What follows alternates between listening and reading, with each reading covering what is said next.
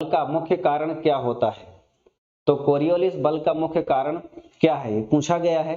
पृथ्वी 24 घंटे में अपना घूर्णन करती है। ठीक, पृथ्वी अपना घूर्णन कैसे करती है? 24 घंटे में एक पूर्ण घूर्णन करती है, पश्चिम से पूर्व की ओर करती है। तो जो कोरियोलिस बल है उसका कारण क्या है? कोरियोलिस ने बताया था, कोरियोलिस एक वैज्ञानिक थे, उन्होंने कहा कि ये पृथ्वी है और इसकी ये भूमध्य रेखा है। यदि इसके उत्तरी गोलार्ध में जो पवन चलेंगी वो किस रूप में चलेंगी? उल्टा एक एस का आकार बताया उन्होंने, ऐसा आकार का, अर्थात इधर कोई पवन चलेगी उत्तरी गोलार्ध में तो दाईं ओर चलेगी और दक्षिण गोलार्ध में चलेगी तो बाईं ओर चलेगी। यही नियम बताया और इसका कारण बताया पृथ्वी का घूर्णन। ठीक, तो इसका रीजन क्या है? पृथ्वी का घूर्णन है, ध्यान रखेंगे इसका आंसर। नेक्स्ट, भूमध्य सागरीय जलवायु का विलक्षण निम्नलिखित में से कौन सा है? तो दोस्तों, विश्व को कई जलवायु कटिबंधों के अनुसार कई जलवायु प्रदेशों में बांटा गया है। उसी में से एक जलवायु प्रदेश है भूमध्य सागरीय। भूमध्य सागरीय जलवायु वास्तव में भूमध्य सागर के नाम से नामकरण हुआ है। भूमध्य सागर यूरोप और अफ्रीका महाद्वीप के मध्य का सागर है, इसीलिए दो भूमि क्षेत्रों के बीच में, इसीलिए इसका नाम पड़ा है भूमध्य सागर। ठीक, तो यहाँ जो जलवायु होती है वो ठंड साधारण होता है, साधारण ठंड, और वर्षा यहाँ कब होती है? शीत ऋतु में होती है। ठीक, शीत ऋतु में यहाँ वर्षा होती है और ठंडी साधारण होती है। लेकिन गर्मी यानी ग्रीष्म ऋतु कैसी होती है? ग्रीष्म ऋतु शुष्क होती है, यानी ऐसी जलवायु जहां गर्मी में वर्षा ना हो, ठीक, और ठंडी में वर्षा हो, वो किसमें आएगी?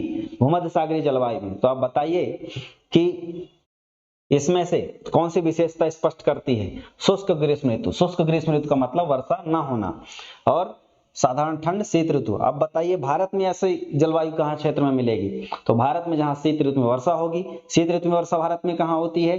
तो भारत में शीत ऋतु में वर्षा होती है कोरोमंडल तट में। कोरोमंडल तट कहाँ होता है? तो तमिलनाडु और आंध्र प्रदेश में। ठीक है, उत्तर पूर्वी मानसून, लौटते मानसून से वर्षा होती है। आगे बात करते हैं, कौन सी नदी सिंधु नदी में मिलती है? बताएं, कौन सी नदी सिंधु नदी में मिलती है? तो सिंधु नदी का जो मिलन है वो किस नदी से होता है? ठीक, बताएं। वैसे तो ये जो ऑप्शन में दी गई ऑप्शन है इसमें से सभी नदियां सिंधु नदी में मिलती हैं, लेकिन एक्चुअल में चिनाब नदी मिलती है। ठीक, यदि आप बात करेंगे सिंधु नदी के प्रवाह मार्ग की, तो सिंधु नदी जो है यहाँ जो मानसरोवर झील है तिब्बत में, वहां से निकलकर ये लद्दाख और जास्कर के बीच जो पहाड़ियां हैं उसके बीच से होते हुए यहाँ बुंजी गार्ज बनाते हुए ये पाकिस्तान में प्रवेश करके अरब सागर में गिरती है। यहाँ से एक नदी जाती है चिनाब नदी, और वो चिनाब नदी के बाद इसमें सभी सहायक नदियां आकर मिलती हैं और यहाँ से सतलज नदी मिलती है। तो कुल मिलाकर जो चिनाब नदी है वो मुख्य शाखा के रूप में मिलती है और ये सिंधु नदी में मिलती है। बाकी सभी नदियां चिनाब नदी में मिलती हैं, तो इसलिए जो प्रत्यक्ष रूप से नदी मिलती है सिंधु नदी में वो है चिनाब, क्योंकि इसका नाम क्या है? चिनाब नदी। और चिनाब नदी सिंधु की सबसे बड़ी नदी है। बाकी जो झेलम नदी है, सतलज नदी है, रावी नदी है, ये सब चिनाब में मिलती हैं। ठीक, और ये सब मिलकर सिंधु नदी में मिल जाती हैं। इसी को हम कहते हैं पंच नदी तंत्र। क्या बोलते हैं? पंचतंत्र, पंच नदी तंत्र। इसीलिए पंजाब को 5 नदियों का प्रदेश कहा जाता है। पंजाब जो भारत में है और एक पंजाब पाकिस्तान में है, वो पूरा क्षेत्र जो है 5 नदियों का प्रदेश कहलाता है। इसीलिए भारत का विभाजन के बाद हानि हुई आर्थिक दृष्टि से, उपजाऊ क्षेत्र पाकिस्तान में चला गया। सिंधु नदी के पानी के इस्तेमाल करने के लिए एक समझौता भी बनाया गया था 1960 में, सिंधु जल समझौता। ठीक, ध्यान रखिएगा, भारत और पाकिस्तान के बीच सिंधु जल के उपयोग के लिए 1960 में समझौता बनाया गया था। ठीक है, आगे बात करते हैं, अलकनंदा और भागीरथी के संगम पर कौन सा प्रयाग स्थित है? तो पंचप्रयाग, आप नाम सुने होंगे पंचप्रयाग। पंचप्रयाग क्या होता है? तो पंचप्रयाग जो है उत्तराखंड में नदियों के संगम स्थलों के नाम है। ठीक, पंचप्रयाग, ये बहुत इंपॉर्टेंट है, प्रश्न में कई बार पूछा गया है। तो उत्तराखंड की जो हम बात करेंगे तो सबसे पहले यहां से ध्यान दें, ये 2 नदियां मिलती हैं, एक का नाम है विष्णु गंगा और एक का नाम है धौली गंगा। ये हम बात कर रहे हैं कहाँ की? ये बात कर रहे हैं उत्तराखंड की। ये दोनों नदियां मिलती हैं। इसके बाद यहाँ एक और नदी आके मिलती है, उसका नाम है नंदाकिनी। और एक नदी इसके आगे मिलती है, उसका नाम है पिंडार। और फिर यहां से एक नदी ये बद्रीनाथ है, बद्रीनाथ से विष्णु गंगा निकलती है। यहाँ एक है केदारनाथ, केदारनाथ से निकलती है मंदाकिनी। ठीक, और मंदाकिनी जो है यहाँ मिलती है किससे? एक नदी से, अभी हम नामकरण बताएंगे। फिर एक नदी और यहाँ से निकलती है और यहाँ आकर मिलती है इस नई नदी से, इसका नाम होता है भागीरथी। क्या नाम होता है? भागीरथी। और ये कहाँ से निकलती है? गोमुख से। गोमुख कहाँ है? गंगोत्री हिमानी में। तो गंगोत्री हिमानी, गंगोत्री ग्लेशियर से गोमुख हिमानी से, उस स्थान का नाम है गोमुख हिमानी, वहां से निकलती है भागीरथी नदी। फिर इसके बाद ये गंगा नाम से जो है, ये गंगा पड़ जाता है इसका नाम, और बाद में यहाँ बंगाल की खाड़ी में मिल जाती है। यहाँ अरब सागर, यहाँ इलाहाबाद में एक यमुना नदी से इसका मिलन होता है, यमुना नदी से। ठीक, अब इन पंच प्रयागों की बात करेंगे। विष्णु गंगा निकली बद्रीनाथ से, इधर से धौली गंगा निकली और दोनों मिल गई। इस स्थान को कहा गया, इस स्थान को क्या क्या कहा गया? विष्णु प्रयाग। क्या कहा गया? विष्णु प्रयाग। ठीक है, पंच प्रयाग में पहला प्रयाग कौन सा हो गया? विष्णु प्रयाग। दूसरा यहाँ नंदाकिनी मिल गई। अब ये जो विष्णु गंगा और धौली गंगा यहाँ विष्णु प्रयाग में मिली, यहाँ दो नदियों का अलग अलग नाम था। यहाँ से जो नदी बनी इसका नाम पड़ गया अलकनंदा। यहाँ पास से जो नदी निकली बनी, इसको क्या नाम दे दिया गया? अलकनंदा। पहले इनका नाम अलग अलग था, विष्णु गंगा धौली गंगा, दोनों मिल गई तो नाम पड़ गया अलकनंदा। अब ये अलकनंदा मेन नदी हो गई, मेन स्ट्रीम कौन सी हो गई? अलकनंदा नदी। ठीक है, और यह नदी में आगे कौन सी नदी मिल गई? नंदाकिनी। नंदाकिनी, मंदाकिनी नहीं, ध्यान रखिएगा, ना है। नंदाकिनी मिली तो इसका नाम पड़ गया नंद प्रयाग। क्या पड़ गया इसका नाम? नंद प्रयाग, और ये दूसरा प्रयाग हो गया। फिर इसके बाद ये अलकनंदा नदी, ये अलकनंदा नदी ही है। यहाँ पास पिंडार नदी मिल गई, ये जब मिलती है तो इस स्थान का नाम पड़ जाता है कर्णप्रयाग। क्या नाम पड़ जाता है? कर्णप्रयाग। ये सब उत्तराखंड में ही है। ये तीसरा प्रयाग हो गया। इधर से आती हुई, केदारनाथ से बहती हुई आती हुई नदी मंदाकिनी यहाँ जब मिलती है इसका नाम पड़ जाता है रुद्रप्रयाग। क्या नाम पड़ जाता है? रुद्रप्रयाग। तो ये कौन सा हो गया? चौथा प्रयाग। फिर भागीरथी नदी जब यहाँ मिलती है हरिद्वार में, कहाँ मिलती है? हरिद्वार में। तो ये जो अलकनंदा नदी है और ये भागीरथी नदी दोनों जब मिल जाती हैं, फिर यहाँ से नदी का नाम पड़ जाता है क्या? गंगा। क्या पड़ जाता है? गंगा। तो गंगा एक नदी के रूप में उद्गम नहीं हुआ है। इन पांच नदियों के मिलन के द्वारा इस तरीके से ये नामकरण हुआ है। और वैसे हम लोग डायरेक्ट पूछते हैं कि गंगा नदी कहाँ से निकलती है? गंगोत्री हिमानी से निकलती है। तो भागीरथी नदी को ही ये मेन स्ट्रीम यहाँ मान लिया गया है, और बाद में फिर ये अलकनंदा के मिलने से इसको क्या कह दिया गया? हरिद्वार में गंगा कह दिया गया। और यही हरिद्वार में कुंभ का मेला लगता है। ठीक है, ध्यान रखिएगा, यहाँ गंगा नदी के संगम पर कुंभ का मेला लगता है। यहाँ भी इलाहाबाद में जब यमुना और गंगा मिल जाती है और एक अदृश्य सरस्वती नदी प्रयागराज इलाहाबाद में, यहाँ भी कुंभ का मेला लगता है। तो कुंभ का मेला कहाँ आयोजित होता है? नदियों के संगम स्थल पर। ठीक है, वैसे ये इलाहाबाद, हरिद्वार और कहाँ होता है? उज्जैन में। कहाँ होता है? नासिक में। ठीक, नासिक में गोदावरी नदी संगम पर, और उज्जैन में क्षिप्रा नदी पर, और यहाँ गंगा में। तो इस प्रकार से ये पंच प्रयाग हो गया। अब ये पूछा गया है कि अलकनंदा और भागीरथी नदी के संगम पर कौन सा प्रयाग है? तो ये अलकनंदा नदी आई, ये भागीरथी नदी, कौन सा प्रयाग है? ये देव प्रयाग है। आगे बढ़ते हैं। ठीक है, आगे चल तो भैया, सुमेलित नहीं है। कौन सा सुमेलित नहीं है? इसमें ऑप्शन बताना है कि कौन सा सुमेलित नहीं है। तो कुछ नदियों के अपवाह तंत्र बता दिए गए हैं, और इनमें से ये जो अपवाह तंत्र हैं इसको बताना है कौन सा सही है। पादप आकार यानी वृक्षाकार अपवाह तंत्र। ठीक है, क्योंकि इसमें बहुत सारी मेन नदियां हैं, यहाँ बहुत सारी ऐसी नदियां आकर मिलती हैं। तो वृक्षाकार इस तरीके से, आयताकार अपवाह तंत्र कोसी नदी, तो अध्यारोपित अपवाह तंत्र दामोदर नदी, ये भी सही। अरि जल अपवाह तंत्र ये सतलज नदी, ये गलत है। ठीक, अरि अपवाह तंत्र ऐसा अपवाह तंत्र होता है जिसमें एक से इधर नदी निकलती है, इधर नदी निकलती है। जैसे हमारे कंटक में इधर सोन, इधर नर्मदा, इधर जोहिला। ठीक है, ऐसे नदियां निकली हैं। तो ये यहाँ पास ये तिस्ता और सतलज नदी, ये वाला गलत है, क्योंकि तिस्ता का अलग उद्गम है, सतलज का अलग उद्गम है। बाकी ये सभी इसके स्पष्ट उदाहरण है। आयताकार अपवाह तंत्र क्या होता है? आयताकार अपवाह तंत्र ऐसे होता है, अध्यारोपित अपवाह तंत्र क्या होता है?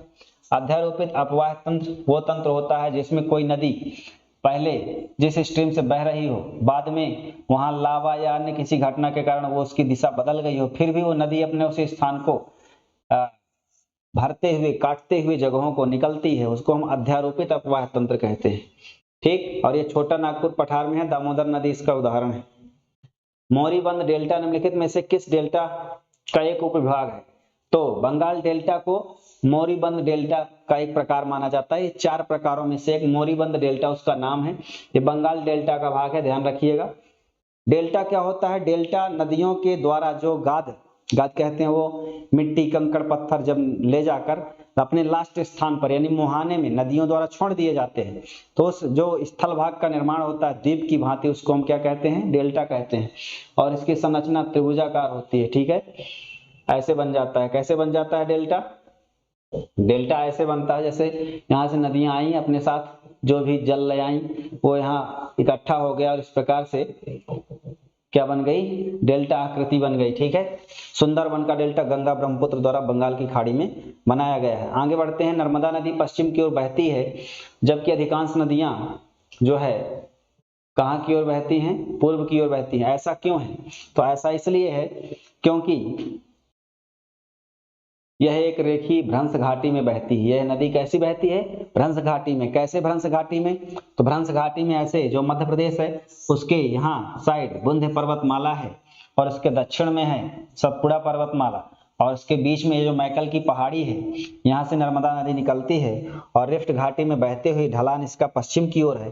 तो इस प्रकार से ये दोनों, जब दो स्थानों के पर्वत ऊंचे होते हैं और इसके बीच का निचला स्थान क्या कहलाता है? रिफ्ट घाटी, भ्रंश घाटी, और वहीं से नर्मदा नदी निकलती है, इसका कारण रेखीय विभ्रंश घाटी है। ठीक है, आगे बात करते हैं। नेक्स्ट, नर्मदा नदी जल विवाद प्राधिकरण का गठन कब किया गया था? तो अंतरराज्यीय जल विवाद, नर्मदा नदी एक प्रदेश से तो बहती नहीं है, उद्गम होता है मध्य प्रदेश से, जाती है गुजरात में और महाराष्ट्र में भी इसका प्रवाह क्षेत्र है। तो नर्मदा नदी के जल का उपयोग करने के लिए, अंतरराज्यीय जल विवाद का समाधान करने के लिए अंतरराज्यीय जल विवाद एक्ट 1956 के तहत, ठीक है, 1956 के तहत वर्ष 1969 में 6 अक्टूबर को 6/10/69 को, ठीक है, 6/10/1969 को क्या बना दिया गया? प्राधिकरण का गठन कर दिया गया। कोई विवाद होगा तो ये ट्रिब्यूनल जो है उसका निपटारा करेगा। ठीक, आगे बात करते हैं। निम्नलिखित में से कौन सा एक लैगून नहीं है? तो लैगून नहीं है कौन सा? तो कौन सा लैगून नहीं है बताइए? चिल्का झील है, अष्टमुडी झील है, पुलिकट झील है, पेरियार झील नहीं। पेरियार झील नहीं है। क्यों नहीं है? क्योंकि पेरियार झील जो है ये कृत्रिम झील है। ठीक है, कृत्रिम झील है। पेरियार बांध बनाया गया है यहाँ नदी पर, पेरियार नदी पर बांध बनाया गया है, और जब कोई बांध बनाया जाता है, मान लीजिए ये नदी है और यहाँ कोई बांध बना दिया गया, तो यहाँ का जो इकट्ठा जल होगा उस जल को संचय करने के लिए कोई झील बनाई जाएगी, उसी को हम क्या कहते हैं? कृत्रिम झील। जैसे भाखड़ा नांगल बांध का नाम सुने हैं, उसका जल इकट्ठा करने के लिए क्या बनाई गई झील? गोविंद सागर झील। और रिहंद नदी में जो रिहंद जलाशय है, ठीक, उसका पानी इकट्ठा करने के लिए जब बांध बनेगा तो पानी बहुत सारा रिजर्व होगा, उस रिजर्वायर के लिए कौन सा झील बनाया गया? तो वहां गोविंद वल्लभ पंत सागर बनाया गया। ऐसे ही पेरियार नदी पर बांध बनाकर जो झील बनाई गई उसको पेरियार झील नाम दिया गया।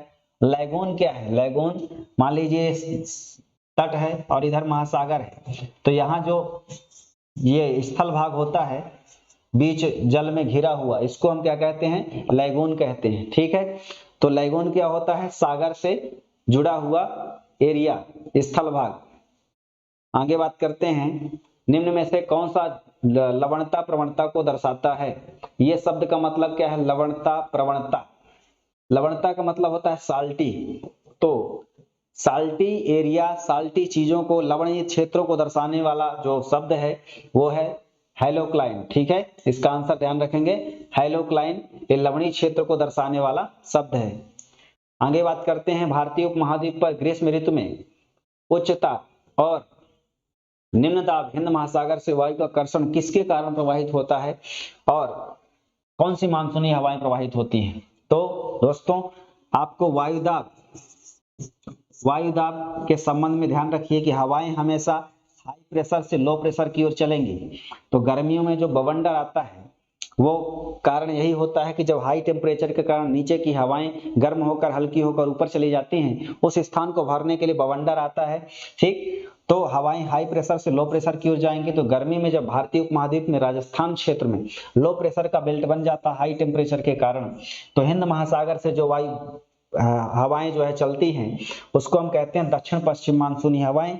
और ये हवाएं सबसे पहले केरल में पहुंचती है 1 जून को, इसके बाद धीरे धीरे पूरे भारत में ये मानसून पहुंच जाता है। आगे बात करते हैं, लोम्बोक जलडमरू मध्य किन 2 द्वीपों के बीच में स्थित है? तो दोस्तों विश्व में बहुत सारे जलडमरू मध्य हैं, बहुत सारी खाड़ियां हैं, उनके संबंध में महत्वपूर्ण प्रश्न आते हैं जिनको आपको ध्यान रखना ही पड़ेगा।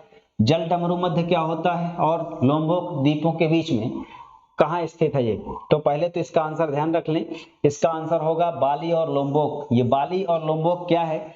तो ये 2 द्वीप का नाम है। ठीक, ये 2 द्वीप का नाम है। मान लीजिए ये महासागर हैं और इन सागरों के बीच में एक यहाँ द्वीप है और एक ये द्वीप है।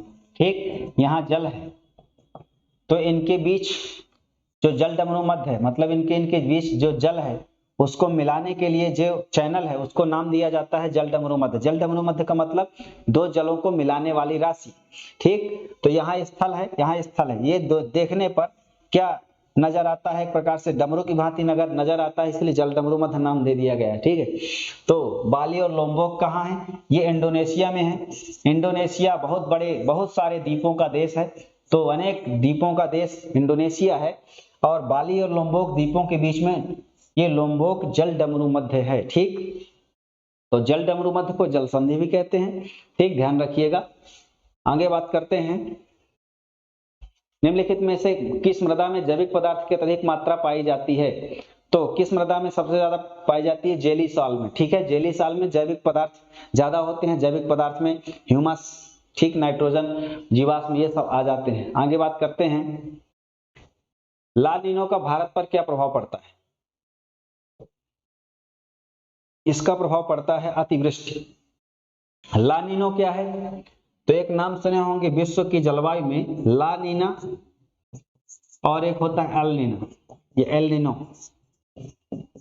तो ला नीना जो है ये पश्चिमी प्रशांत महासागर में, यानी जैसे हमारा जो एशिया महाद्वीप है, इसके बाद ऑस्ट्रेलिया है और इधर आता है उत्तरी अमेरिका और इधर दक्षिण अमेरिका। ठीक, तो यहाँ जो प्रशांत महासागर का एरिया है, यहाँ पश्चिमी प्रशांत महासागर में जब शीत यानी ठंडा हवाएं चलती हैं, ठंडी हवाएं चलती हैं, तो इनके कारण उच्च दबाव का क्षेत्र रहता है। उच्च दबाव का क्षेत्र रहता है, हमने बात की कि हवाएं कैसे चलती हैं? हाई प्रेशर से लो प्रेशर की ओर। तो जब भारत में यहाँ जो राजस्थान है, यहाँ गर्मी में बहुत ज्यादा टेम्परेचर के कारण हवाएं ऊपर उड़ जाती हैं, तो यहाँ लो प्रेशर का बेल्ट बन जाता है। तो जब यहाँ से हवाएं इधर की ओर खींचती चली जाती हैं, यहाँ हाई प्रेशर रहता है क्योंकि यहाँ पानी है, पानी में हाई प्रेशर एरिया महासागर में, और इधर लो प्रेशर बन गया। यहाँ से हवाएं इधर को चलेंगी और यहाँ जो है शीत हवाएं रहेंगी, यानी ला नीना रहेगा, यानी टेम्परेचर कम रहेगा, उच्च दबाव क्षेत्र बना रहेगा। तो बाकायदा ये बहुत तीव्र गति से ये जो है आकर्षित करेगा हमारा लो प्रेशर। तो ये जो ला नीना है ये इसको बढ़ाता है, यानी मानसून को हमारे बढ़ाता है। और यदि यहाँ एल नीनो आ जाएगा, एल नीनो गर्म जल धारा होती है और वो यदि यहाँ उपस्थित होगी प्रशांत महासागर में, ठीक, यहाँ दक्षिण अमेरिका के पेरू तट पर होता है इसका प्रभाव। यदि वो सक्रिय हो जाएगा तो वो चूंकि गर्म जल धारा है, तो जो हाई प्रेशर इधर को आना था वो उधर चला जाएगा। इसका मतलब हमारे देश में मानसून कमजोर हो जाएगा। इसीलिए जब एल नीनो सक्रिय रहता है तब भारत में अनावृष्टि देखने को मिलती है, कभी कभी सूखा पड़ जाता है, बारिश बिल्कुल नहीं होती। ये ऐसा होता है 4-5 साल के अंदर में। इसीलिए आप देखे होंगे कि 4-5 साल बाद वर्षा कम होती है, उसका कारण वही है, ये भौगोलिक घटना है। ठीक, आगे बढ़ते हैं। ऑस्ट्रेलिया के घास के मैदान को क्या भौगोलिक नाम दिया गया है? तो दोस्तों विभिन्न देशों में घास के मैदान का नाम अलग अलग दिया जाता है, उसी में से ऑस्ट्रेलिया में पाया जाता है डाउन्स। और डाउन्स कहाँ है? मर्रे और डार्लिंग दो नदियों का नाम है, मर्ले और डार्लिंग नदियां। इन नदियों के बीच के मैदानी क्षेत्र को डाउन्स कहा जाता है। यहाँ डाउन्स घास स्थल का नाम है, ठीक है, ठीक, क्या कहा गया है? डाउन्स। ये सवाना कहाँ है? सवाना अफ्रीका में है। और प्रेयरी कहाँ है? यूएसए में है, अमेरिका में। वेल्ड कहाँ है? दक्षिण अफ्रीका में है, ठीक, ध्यान रखिएगा इन मैदानों के नाम। प्रेयरी, पंपास कहाँ है? पंपास अर्जेंटीना में है, घास के मैदान, ठीक। आगे बढ़ते हैं। वृष्टि छाया प्रभाव किससे संबंधित है? वृष्टि छाया प्रभाव जो है पर्वतीय वर्षा से संबंधित है। मान लीजिए यहाँ कोई पर्वत है, ठीक, क्या है? कोई पर्वत है, और इस पर्वत के होने के कारण यहाँ जो बादल है, क्या है? यहाँ बादल है, और यहां से हवाएं आर्द्रता लेकर चली, और यहाँ हल्की होकर यहाँ क्या कर दी? बारिश कर दी। यहाँ बारिश हो गई। अब ये पर्वत से टकराकर बारिश करेंगी, इधर सबसे ज्यादा बारिश हो गई। इधर वाला जो क्षेत्र है ये वृष्टि छाया प्रदेश कहलाएगा। वृष्टि मतलब छाया, ये छाया में पड़ गया। यहाँ हवाएं जब जाएंगी तो इनकी आर्द्रता क्षीण हो जाएगी और ये धीरे धीरे नीचे उतर जाएंगी।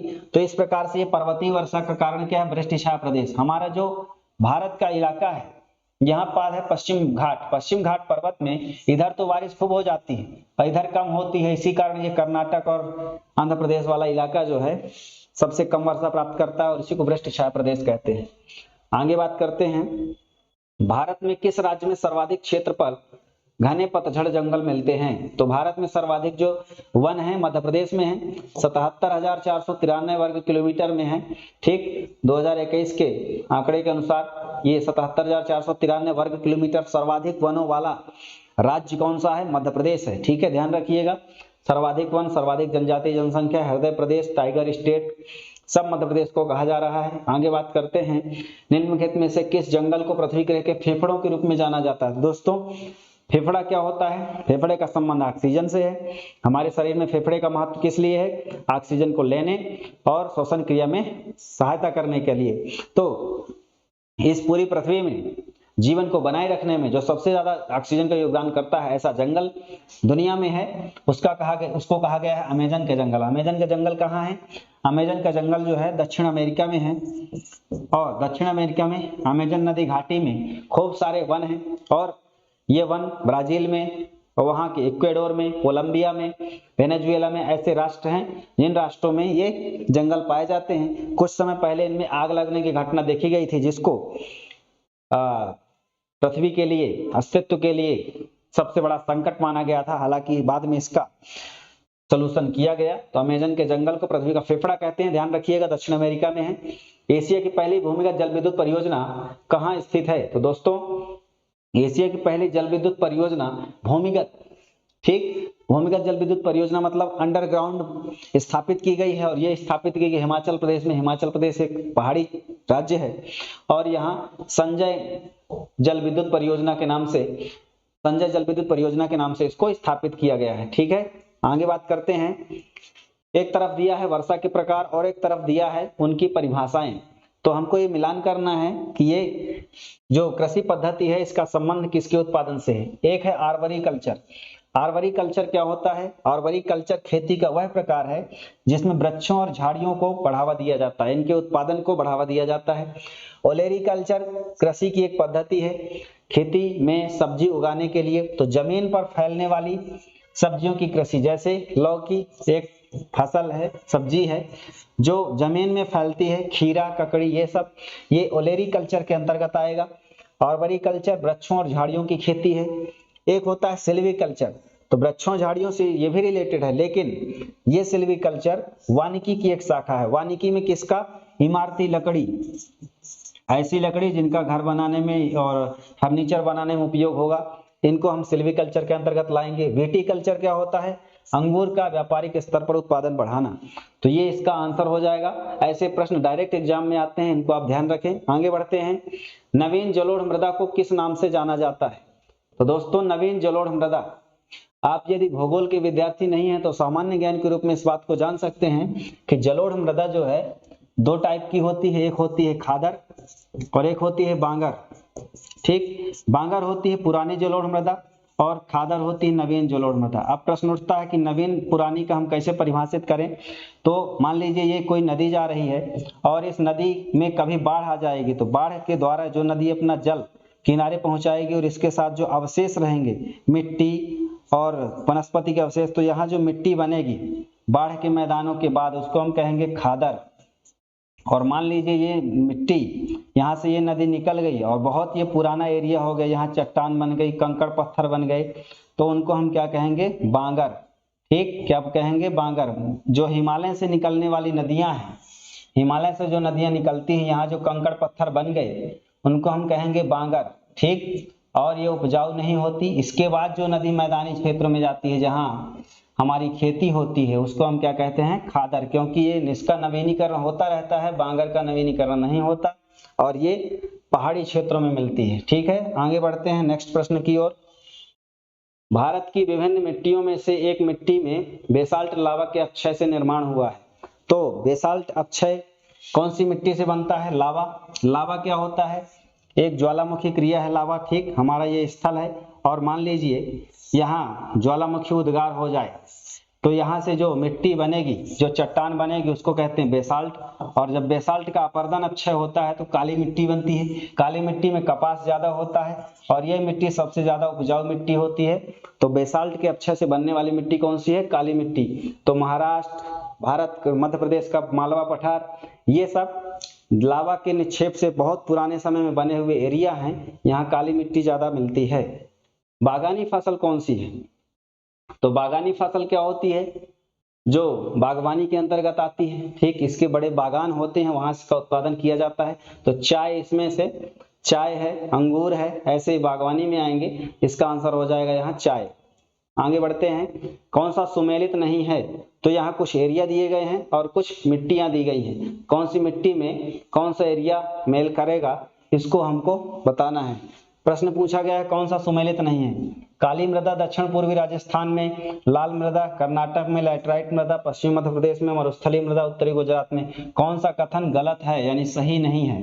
तो यहाँ पास काली मृदा दक्षिण पूर्वी राजस्थान, दक्षिण पूर्वी राजस्थान का मतलब मध्य प्रदेश का मालवा पठार, तो ये बिल्कुल सही है। लाल मृदा कर्नाटक में होगी, क्यों होगी, क्योंकि जिन नदियों में जो नदियां प्रवाहित होंगी उनके किनारे लाल पीली मृदा बनेगी। तो कर्नाटक में भी कृष्णा नदी है, कई नदियां प्रवाहित हैं, वहां लाल मृदा पाई जाती है। लैटेराइट मृदा पश्चिमी मध्य प्रदेश में नहीं है, क्यों नहीं है, क्योंकि यह मृदा सर्वाधिक आर्द्र क्षेत्रों में मिलती है और ये मिलती है तमिलनाडु में, जहां वर्षा ज्यादा होती है और नदियों का औसत ज्यादा है। ये मध्य प्रदेश में पाई जाएगी बालाघाट में। ठीक, भारत में केरल तमिलनाडु में और मध्य प्रदेश में बालाघाट में, यहाँ पश्चिमी मध्य प्रदेश में नहीं है, ये गलत हो जाएगा। मरुस्थली मृदा उत्तरी गुजरात में, ये सही है क्योंकि यहाँ वर्षा का औसत कम है। आगे बढ़ते हैं, भूवैज्ञानिक संरचना की दृष्टि से मेघालय क्या है। तो जब हमारा भौतिक विभाजन हुआ था भारत का या दुनिया का, तो उसमें से भूवैज्ञानिक कालक्रम में हमने बताया था कि एक था पैंजिया, उसका विघटन हुआ तो अंगारा लैंड, गोंडवाना लैंड बने और गोंडवाना लैंड में हमारा बना भारत का पश्चिमी पठार एरिया। ठीक है, भारत का कौन सा क्षेत्र बना, प्रायद्वीपीय पठार, और इसी प्रायद्वीपीय पठार का हिस्सा है मेघालय पठार, जो मालदा गैप से अलग होता है। मालदा गैप उसका नाम है, ठीक है, ध्यान रखिएगा, मालदा गैप। मालदा गैप से कैसे अलग हुआ, तो जिस तरीके से ये पैंजिया से अंगारा लैंड, गोंडवाना लैंड बना, बाद में गोंडवाना लैंड और अंगारा लैंड से 7 महाद्वीप बने, उसी तरीके से हमारे प्रायद्वीपीय पठार से अलग होकर ये बन गया मेघालय पठार और इधर रह गया दक्कन का पठार। तो इसका आंसर हो जाएगा क्या, किसका हिस्सा है, तो ये छोटा नागपुर पठार और दक्कन पठार के सदृश है, इसी का इसका आंसर हो जाएगा, है ना।